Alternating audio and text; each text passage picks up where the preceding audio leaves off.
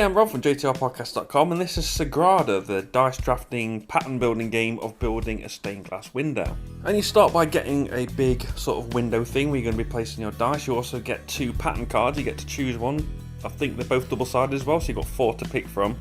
They all show a different pattern that you have to build. Some of them are harder than others, and the ones that are harder will give you more tools that you can use to use special abilities. They're also worth points at the end of the game, so the harder ones are the better. I think I picked a nice easy one for my first game, and you kind of slide it in the little window so that it holds in place, and when you're placing your dice on it, it's not going to move anywhere, which is really cool.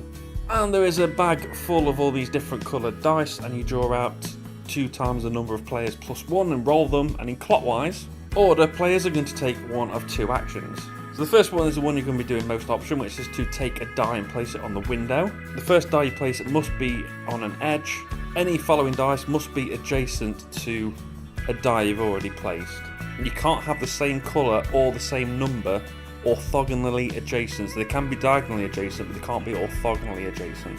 And that's the thing you're going to be doing most often. The other action you can do is to use the abilities on the tool card. So you can take one of your favourite tokens, put it on the tool card and take the ability. So on ours is after drafting you can increase or decrease the value of the die by 1, which is very handy.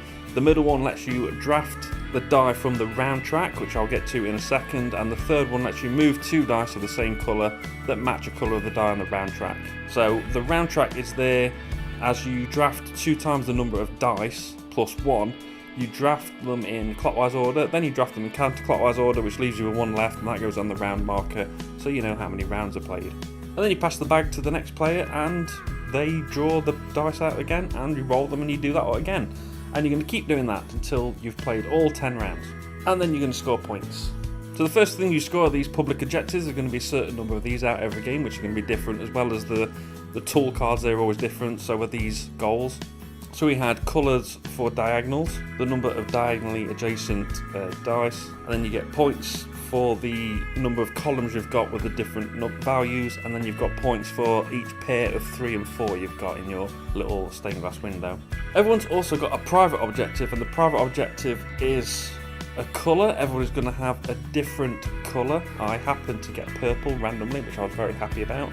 And you get 1 point for each pip on that colour die in your stained glass window. So I had purple, so I got quite a few points from that, and I ended up winning the game because I was having a good day. So that's all the points you get. You do lose points if there's ever a point you can't place a die because you haven't got the right colour or the right number, it doesn't fit, and you can't use any of your tools to make it work.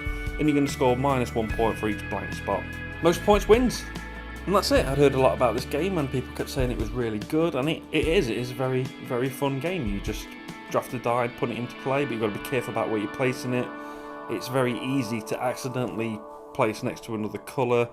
It's even easier to accidentally place it next to another number because the colour's quite obvious when you put it down, but sometimes you don't always see the different numbers because, I don't know if there's a thing, there's a sort of colour blindness.